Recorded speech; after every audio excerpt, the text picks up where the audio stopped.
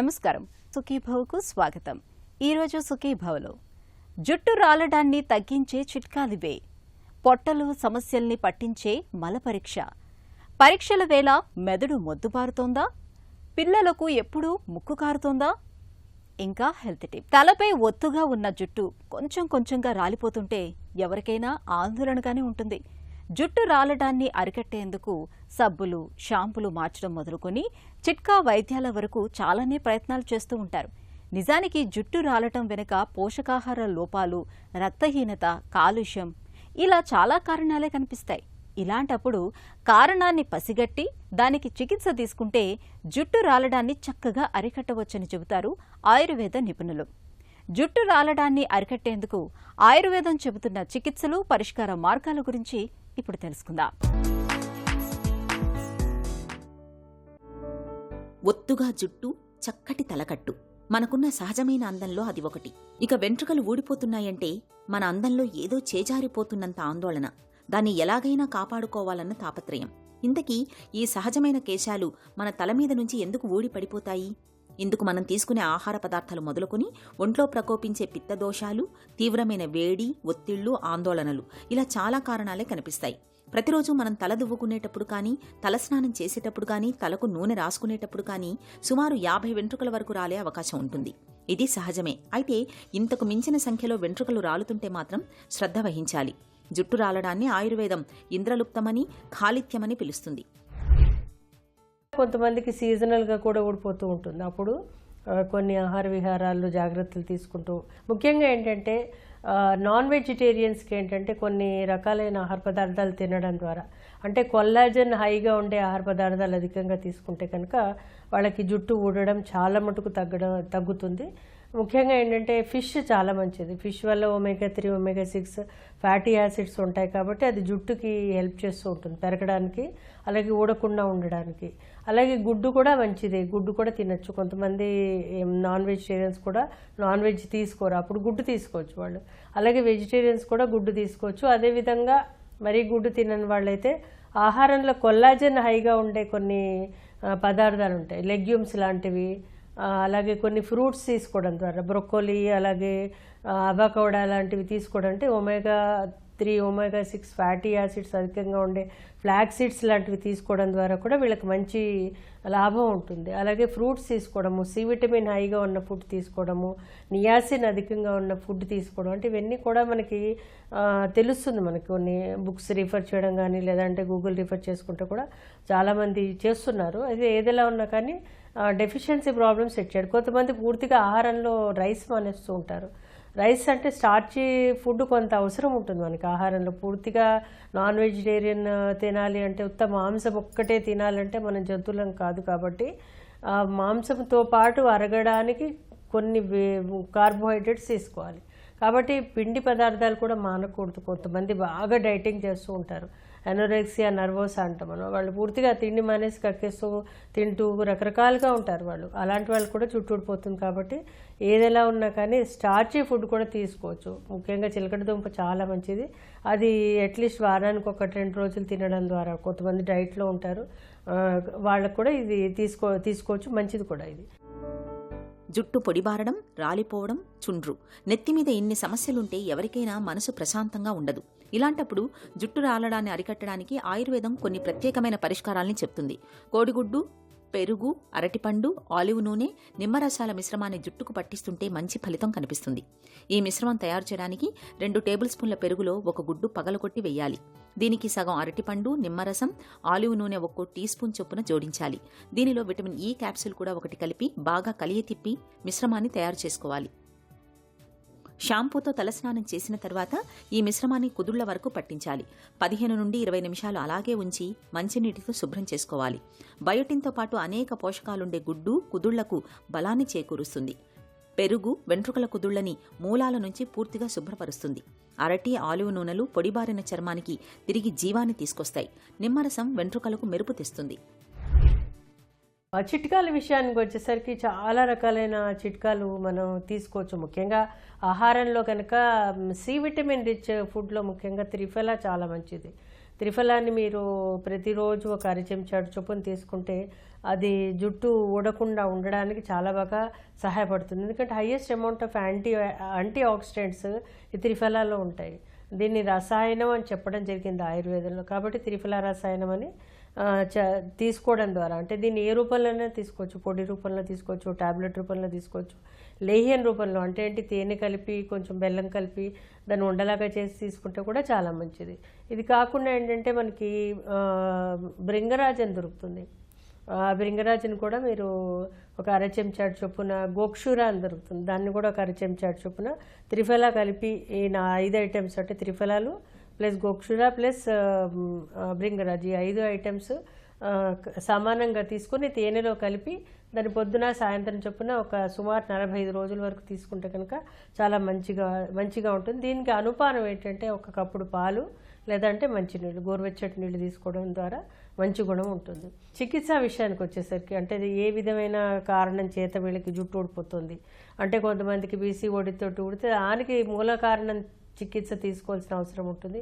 అలాగే thyroid problem ఉందనుకోండి, థైరాయిడ్లో చాలా మలచగా అయిపోతూ ఉంటుంది. వాళ్ళకి అర్లీ స్టేజ్లో వాళ్ళు డయాగ్నోస్ చేసుకుంటే కనుక దాన్ని చాలా చక్కగా అరికట్టచ్చు. ఎందుకంటే థైరాయిడ్కి రెగ్యులేట్ చేసేందుకు హార్మోన్ ఇచ్చుకుంటూ అలాగే కాల్షియం లాంటిది ఇస్తూ, అంటే ఆయుర్వేదంలో చాలా రకాలైన ఔషధాలు లాంటివి కూడా చెప్పారు. అయితే ఏ కారణాన్ని బట్టి చికిత్స అనేది ఉంటుంది.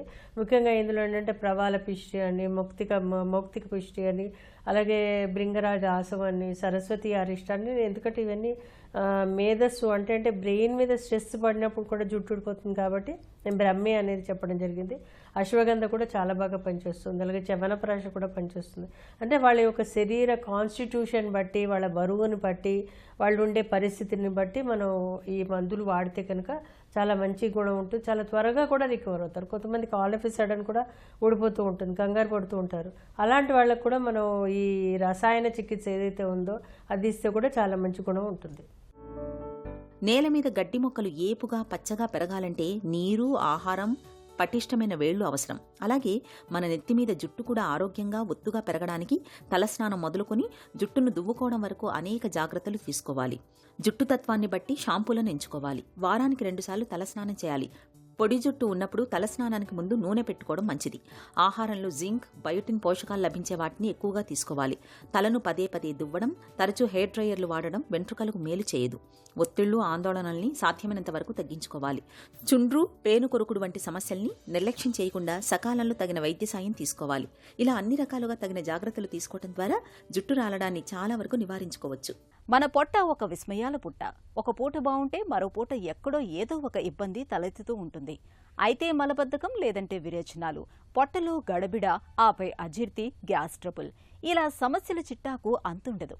కొంతమందికి ఏం తిన్నా వంట పట్టకుండా ఉంటుంది, మరికొందరికి ఆకలి సరిగ్గా ఉండదు. పొట్టలో తలెత్తే ఇలాంటి సమస్యల గుట్టుమాట్లను తెలుసుకునేందుకు స్టూల్ పరీక్ష బాగా ఉపయోగపడుతుంది. మలం తీరుతెన్నులను పరిశీలించడం ద్వారా పొట్టలో అనారోగ్యాన్ని ఎలా అంచనా వేయొచ్చో ఇప్పుడు తెలుసుకుందాం.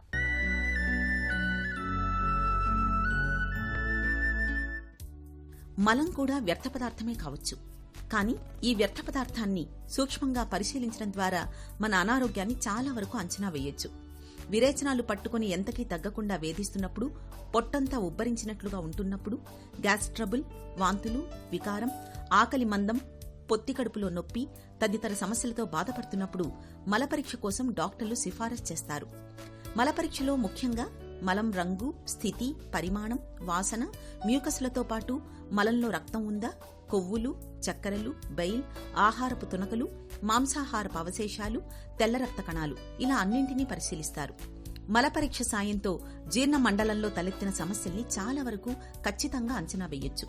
కాలేయం, క్లోమగ్రంథి, ట్రిప్సిన్ వంటి ఎంజైముల పనితీరును తెలుసుకోవచ్చు. పొట్టలో నులిపురుగులు, రోటా వైరస్, పెద్ద పేగులో క్యాన్సర్ ఆనవాళ్లు కూడా మలపరీక్షలో బయటపడతాయి. సాధారణంగా మలం చూడ్డానికి గోధుమ రంగులో మెత్తగా ఉండి ఎలాంటి చీము కణాలు, రక్తం, మ్యూకస్ లేకుండా ఉంటుంది. pH పరిమాణం 7 నుంచి 7.5 మధ్య ఉంటుంది. షుగర్ శాతం 0.25, కొవ్వుల శాతం 2 నుంచి 7 గ్రాముల వరకు ఉంటాయి. ఈ లక్షణాలకు భిన్నంగా మలం కనిపిస్తే మన జీర్ణ వ్యవస్థలో ఏదో సమస్య తలెత్తినట్లుగా భావించాలి. మలంలో కొవ్వుల శాతం ఎక్కువగా ఉంటూ మాంసాహారపు పోగులు కనిపిస్తుంటే pancreatitis, celiac disease, cystic fibrosis వంటి జబ్బులు ఉన్నట్లు అనుమానించాలి. మలం pH 7 కంటే తక్కువగా ఉండడం అనేది పోషకాహార లోపానికి సంకేతం. pH ఎక్కువగా ఉంటే పేగుపూత ఉన్నట్లుగా భావించాలి. యాంటీబయాటిక్స్ ఎక్కువగా వాడుతున్నప్పుడు, క్యాన్సర్ ఉన్నప్పుడు కూడా pH ఎక్కువగా ఉండే అవకాశం ఉంది. మలంలో తెల్ల రక్త కణాలు ఎక్కువగా ఉండడం, మలంలో రక్తం కనిపిస్తున్నప్పుడు అల్సరేటివ్ కొలైటిస్, పేగుల్లో వాపు ఉండే అవకాశం ఉంది. పరీక్షల కాలం ముంచుకొస్తుంది. ఇక రాబోయే 2 నెలల పాటు అంతా పరీక్షల కాలమే. ఇలాంటప్పుడే చాలా మంది విద్యార్థులకు మెదడు అంతా బ్లాంక్ అయినట్టుగా ఉంటుంది. బాగానే చదివినా పరీక్షలకు ముందు నుంచే సన్నద్ధం అయినా కొంతమందికి మెదడంతా మొద్దుబారినట్టుగా అనిపిస్తూ ఉంటుంది. చదివింది ఏది ఒక పట్టాన గుర్తుకు రాని పరిస్థితి ఎదురవుతూ ఉంటుంది. అసలు ఎందుకు ఈ పరిస్థితి? మెదడంతా బ్లాంక్గా అయిపోతున్నప్పుడు ఏం చేయాలి? ఈ పరిస్థితిని అధిగమించేందుకు ఏం చేయాలో ఇప్పుడు తెలుసుకుందాం. పిల్లలకి మైండ్ బ్లాంక్ అయిపోయింది అంటారు. చదువుతూ ఉంటారు, చదివినప్పుడు బాగానే అర్థమవుతుంది, రికలెక్ట్ చేసినప్పుడు బాగానే ఉంటుంది. కానీ ఎప్పుడైతే పరీక్ష రాస్తామో అనగానే ఏమవుతుందంటే వాళ్ళకి ఒక్కుమ్మడిగా ఆలోచనలు వస్తాయి. అంటే ఏంటి, నెగటివ్ థింకింగ్. ముఖ్యంగా ఏంటంటే నెగటివ్ థింకింగ్ అనేది వచ్చేటప్పటికి ఏమవుతుందంటే ఒక్కుమ్మడిగా వాళ్ళ మీద ఆందోళన అనేది వస్తుంది. ఎప్పుడైతే ఆందోళన వస్తుందో ఆటోనామిక్ నర్వస్ సిస్టమ్ ఎఫెక్ట్ వల్ల వాళ్ళ మైండ్ అంతా కూడా ఒక్కమిడిగా ఆలోచనలు రావటం బ్లాంక్ అయిపోతుంది. దాంతో ఏమవుతుందంటే వాళ్ళకి ఆలోచన అన్నది చదువు గురించే కాదు, సబ్జెక్టు గురించే కాదు, వాళ్ళు ముందు ఏం జరుగుతుంది అనేది కూడా వాళ్ళు గుర్తుపట్టలేకపోతారు. ఆ విధంగా బ్లాంక్నెస్ వస్తుంది. తర్వాత ఒకటి ఏంటంటే 24 గంటలు చదువుతుంటారు కొంతమంది పిల్లలు. ఎందుకంటే అది తప్పుడు పద్ధతి. ఎందుకంటే లెర్నింగ్ అన్నది ఏంటంటే ఒక పద్ధతిలో చదవాలి, క్రమంగా చదవాలి. చదివి ఏంటంటే ఒక అరగంట 30 గంట, ఎందుకంటే కాన్సన్ట్రేషన్ దాని తర్వాత తగ్గిపోతుంది. కాబట్టి చదివినవి అప్పుడు ఆపి ఒక్కసారి రికాల్ చేసుకోవాలి. మనం ఏం చదివాము, ఏమేం పాయింట్స్ ఉన్నాయి అని పాయింట్స్ ప్రకారం వాళ్ళు రికాల్ చేసుకున్నట్టయితే దాంతో కూడి సబ్జెక్టు మొత్తం గుర్తుకొస్తుంది. ఆ తర్వాత ఆ రికాల్ చేసుకున్న తర్వాత ఏంటంటే మళ్ళీ నెక్స్ట్ డే వాళ్ళు ఇంకో వేరే సబ్జెక్టు తీసుకున్న లేకపోతే వేరే చాప్టర్ తీసుకునే ముందు రోజు చదివిన విషయాల గురించి పాయింట్లుగా గుర్తు చేసుకోవాలి. అంటే రెండో రికాల్ అన్నమాట. అలా రికాల్ చేసుకోవటం వల్ల ఏంటంటే మెదడులో ఇవి ప్రోటీన్స్ ఫామ్ అవుతాయి అనమాట, మెమరీ ప్రోటీన్స్ లాగా అనమాట. దానివల్ల ఏంటంటే అవి మెదడులో చాలా గట్టిగా అవి నిలిచిపోతాయి అన్నమాట. తర్వాత ఇంకొకటి ఏంటంటే ఒక పద్ధతి ఉంది, సైకాలజీ బుక్కుల్లో కూడా డిస్క్రైబ్ చేసేవాళ్ళు, SQR క్యూబ్ అని. ఎస్ అంటే సర్వే, అంటే ఏమేమి పాఠాలు అయ్యాయి, ఏమేమి సిలబస్లో ఉన్నాయి అని ఒకటి. సర్వే తర్వాత క్వశ్చనింగ్ అనమాట, ఏ విధంగా దీన్ని చదవాలి, మన సమయాన్ని కానీ ఈ సబ్జెక్ట్ కానీ ఎలా దాన్ని విభజించుకొని అవి రెండు పద్ధతిలో ఏ విధంగా చదవాలి అని క్వశ్చన్ చేసుకోవాలి. ఆ తర్వాత అంటే ఆ సబ్జెక్టు మొదలుపెట్టి రీడింగ్ అంటారు. ఫస్ట్ R ఇస్ రీడింగ్, అంటే క్షుణ్ణంగా ఆ సబ్జెక్ట్ని తొందరగా అయినా సరే ఆ సబ్జెక్ట్ని చదివి దాని అర్థం ఏంటి, ఆ లెసన్ ఏం చెప్తుంది అని తెలుసుకోవాలి. ఆ తర్వాత అంటే రికాల్ చేయాలి, దానిలో ఇంపార్టెంట్గాను ఏమేమి చదివాము, దానికి ఏం క్వశ్చన్లు వస్తే దానికి ఆన్సర్ ఎలా చేయాలి అని రికాల్ చేసుకోవాలి. రికాల్ చేసుకున్న తర్వాత మళ్ళీ బుక్ తెరిచి రివైజ్ చేసుకోవాలి. అంటే ఎంతవరకు నాకు గుర్తుంది, ఏమేమి మర్చిపోయిన పాయింట్స్ ఏంటి అని. ఈ పద్ధతి చాలా మంచి పద్ధతి. ఆ పద్ధతి ద్వారా అయితే లెర్నింగ్ పర్ఫెక్ట్గా ఉంటుంది, కంప్లీట్ అవుతుంది. కాబట్టి వాళ్ళకి ఎటువంటి ఆందోళన రాదు. ఎప్పుడైతే ఒట్టి పాయింట్ గుర్తు చేసుకున్నా కూడా దాని వెనకాల నుంచి సబ్జెక్ట్ ఆటోమేటిక్గా గుర్తుకొస్తుంది. పిల్లలకు తరచూ జలుబు చేయటం మామూలే. అయితే కొంతమంది పిల్లలకు చీటికి మాటికి ఇట్టే జలుబు చేస్తూ ఉంటుంది. కొందరికి ఏడాది పొడవునా ముక్కు కారుతూనే ఉంటుంది. జలుబుకు కొన్నిసార్లు దగ్గు కూడా తోడవుతూ ఉంటుంది. జలుబు బాధల మూలంగా పిల్లలు ఉక్కిరిబిక్కిరైపోతూ ఉంటారు. ముక్కులు కారటం, ముక్కు రంధ్రాలు బిగతీసుకుపోతూ ఉంటాయి. దీంతో పిల్లలు తేలికగా ఊపిరి పీల్చలేక ఇబ్బంది పడుతూ ఉంటారు. పిల్లల్ని ఎంతగానో వేధించే జలుబు బాధలకు కారణాలు, పరిష్కార మార్గాల గురించి డాక్టర్ని అడిగి ఇప్పుడు తెలుసుకుందాం. పిల్లలకు తరచూ జలుబు ఎందుకు సోకుతుంది? కారణాలేంటి? ఈ మధ్యకాలంలో చాలామంది పిల్లలకి ఈ కోల్డ్ అంటే it is because of allergy.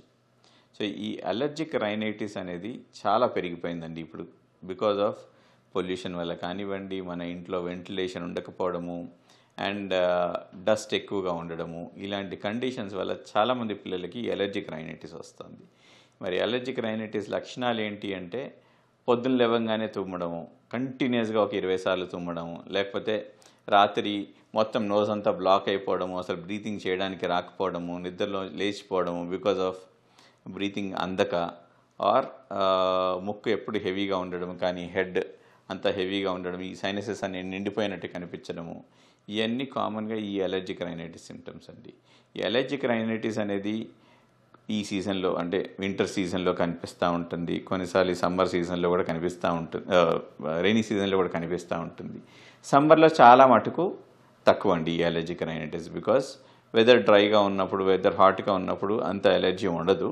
But otherwise వింటర్లో కానీ రైనీ సీజన్లో కానీ కామన్గా ఈ అలర్జిక్ రైనైటిస్ కనిపిస్తూ ఉంటుంది. పిల్లల్లో జలుబు బాధలు ఎలా ఉంటాయి? కాంప్లికేషన్లు ఏమైనా?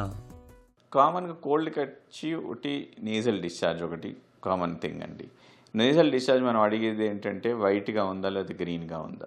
వైట్గా ఉండే ట్రాన్స్పరెంట్గా ఉండే nasal discharge indicates either viral ఇన్ఫెక్షనో లేకపోతే ఇంకేదైనా ఎలర్జీ వల్లనో వస్తూ ఉంటుందండి.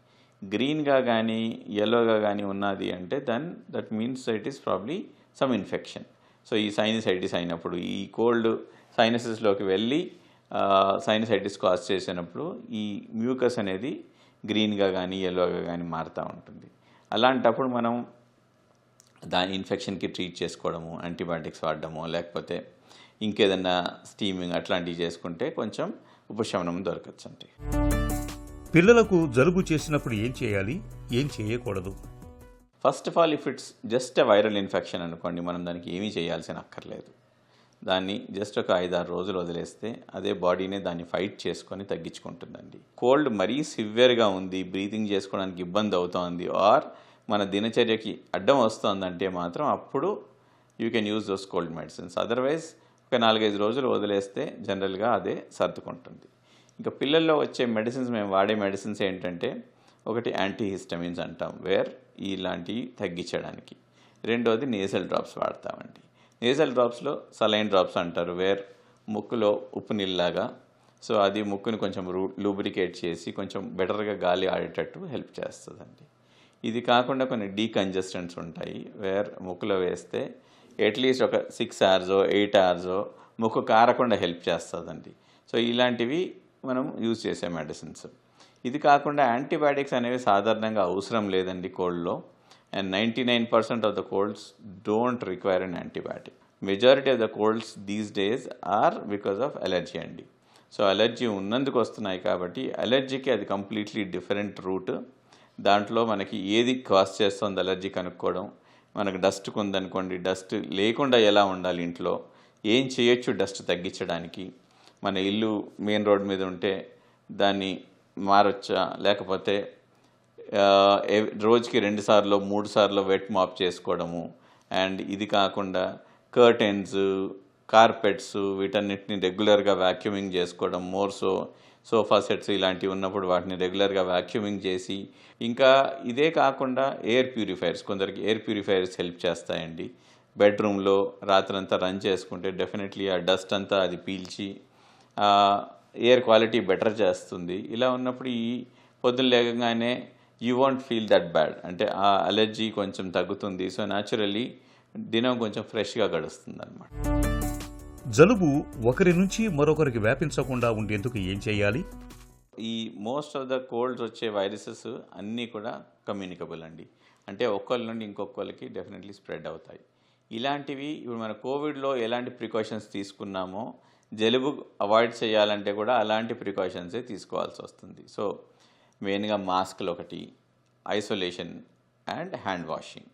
సో ఎవరికన్నా కోల్డ్ ఉన్నప్పుడు వాళ్ళు మాస్క్లు వేసుకుంటే ఆ ఏరోసాల్స్ అన్నీ కూడా పక్కన వాడికి స్ప్రెడ్ కాకుండా ఉంటాయి. అండ్ ఎన్విరాన్మెంట్లో కూడా మనం తుమ్మామనుకోండి, కంప్లీట్లీ ఈ ఏరియా అంతా ఒక 2-3 feet వరకు ఈ ఏరోసాల్స్ అనేవి పోతాయి. సో ఇలాంటి స్ప్రెడ్ కాకుండా ఉండాలి అంటే మాస్క్లు వేసుకొని మనము జాగ్రత్తలు తీసుకోవాలి. అండ్ తుమ్మినప్పుడు డెఫినెట్లీ మన షోల్డర్లోకి తుమ్మడము, ఇలాంటి మినిమం జాగ్రత్తలు తీసుకుంటే ఇవి స్ప్రెడ్ కాకుండా ఉంటాయండి. అది కాకుండా సపోజ్ నేను తుమ్మాను, చేయి అడ్డం పెట్టుకున్నాను, వెంబడే నేను చేయి వాష్ చేసుకోవడమో లేకపోతే శానిటైజర్ యూస్ చేసుకోవడమో ఇలాంటివి చేస్తే definitely it will be of benefit for others. జలుబుకు చికిత్స అవసరమా? వైద్యం ఎలా ఉంటుంది? జలుబుకి ఏం వైద్యం లేదండి. జలుబు మనం ఇచ్చే మెడిసిన్స్ అన్నీ కూడా they are all symptom relievers. So only సిమ్టమ్స్ని టెంపరీగా రిలీవ్ చేస్తాయి ఆ వాడినన్ని రోజులు. సో అలా ఉన్నప్పుడు ఏంటంటే మరీ ఎక్కువగా ఉంటే యూస్ చేయండి ఈ డీకంజెస్టెంట్స్ లాంటివి. అది లేకపోతే ఏ మెడిసిన్ వాడాల్సిన అవసరం లేదండి. అండ్ డెఫినెట్లీ యాంటీబయాటిక్స్ అయితే వాడాల్సిన అవసరం లేదు. ఫ్లూ టీకాలతో ప్రయోజనం ఉంటుందా? ఈ ఫ్లూ సిమ్టమ్స్ ఏంటంటే జలుబుతో దగ్గుతో ప్రజెంట్ చేస్తాయి, బట్ దాంతోపాటు ఫీవర్ అవన్నీ కూడా ఉంటాయి. సో ఇలాంటి ఫ్లూ వైరసెస్కి మాత్రం ఇన్ఫ్లుయెంజా వ్యాక్సిన్ ఉంటుంది. అది ఎవ్రీ ఇయర్ యూజువలీ జూన్ జూలైలో వేర్ మనకి సిమ్టమ్స్ ఇక్కడ ఇండియాలో ఆర్ సౌత్ ఇండియాలో స్టార్ట్ అయ్యేది జూలై ఆగస్ట్లో స్టార్ట్ అవుతాయి. కాబట్టి మనం జూన్ జూలై సీజన్లో ఫ్లూ వ్యాక్సిన్ వేసుకుంటే అట్లీస్ట్ 1 year పాటు దాని ప్రొటెక్షన్ ఉంటుంది. ఇలాంటి కొన్ని ఇన్ఫెక్షన్స్ మనం డెఫినెట్లీ ప్రివెంట్ చేసుకోవచ్చు అండి. ప్రీమెచ్యూర్ పిల్లల్లో రాకుండా చూసుకోవడం ఇంపార్టెంట్ అండి. ఇది ఎందుకు అంటే వీళ్ళకి జలుబు వచ్చేసి వీళ్ళకి లంగ్స్ ఇమ్మెచ్యూర్గా ఉంటాయి కాబట్టి ఆ జలుబుతో పాటు అది లంగ్స్లోకి సోకి బ్రాంక్యోలైటిస్ అని వీళ్ళకి న్యూమోనియాస్ ఇవన్నీ చాలా ఫాస్ట్గా స్ప్రెడ్ అవుతాయండి. ఇలాంటి పిల్లల్లో మాత్రం డెఫినెట్లీ జాగ్రత్తగా ఉండి ఇలాంటి పిల్లల్ని దూరంగా ఉంచి వాళ్ళని ప్రాపర్ ఐసోలేషన్లో ఉంచి మేనేజ్ చేయడం చాలా బెటర్. మన ఇంట్లో ఎవరికి వచ్చినా కానీ కోల్డ్ కాఫ్ అలాంటి పిల్లల దగ్గర పోకపోవడం ఇంపార్టెంట్ అండి. ఇలాంటి పిల్లల కోసము న్యూగా ఒక డిఫరెంట్ వ్యాక్సినేషన్ కానివ్వండి అండ్ మోనోక్లోనల్ యాంటీబాడీస్ అంటారు, ఇవన్నీ ఆర్ఎస్వి అని ఒక పర్టికులర్ వైరస్ ఉంది. దానికి విరుగుడుగా ఈ యాంటీబాడీస్ ఇవన్నీ కూడా రీసెంట్గా యుఎస్లో వ్యాక్సిన్స్ ఇవ్వడం మొదలెట్టారు. అది కాకుండా ఇండియాలో కూడా ఈ యాంటీబాడీస్ వచ్చినాయి. సో ఈ ప్రీమెచ్యూర్ పిల్లలకి ఇది హెల్ప్ అవుతుంది. జలుబు బాధలకు వైరస్ ఇన్ఫెక్షన్లతో పాటు అలర్జీలు కూడా కారణమే. కాబట్టి ఇంటిని పరిసరాల్ని పరిశుభ్రంగా ఉంచుకోవాలి. దుమ్ము ధూళి ఇతర అలర్జీ ప్రేరేపకాలు లేకుండా చూసుకోవాలి. ఏడాదికోసారి ఫ్లూ టీకాలను ఇప్పించడం మరీ మంచిదే. ఒక చిన్న చిట్కా మీకోసం. పైల్స్తో బాధపడుతున్నప్పుడు రోజు మొత్తంలో సాధ్యమైనంత ఎక్కువగా నీళ్లను తాగటాన్ని అలవాటు చేసుకోండి. మజ్జిగలోకి కొద్దిగా ఉప్పు, కొద్దిగా నిమ్మరసాన్ని పిండుకొని తాగటం మరీ మంచిది.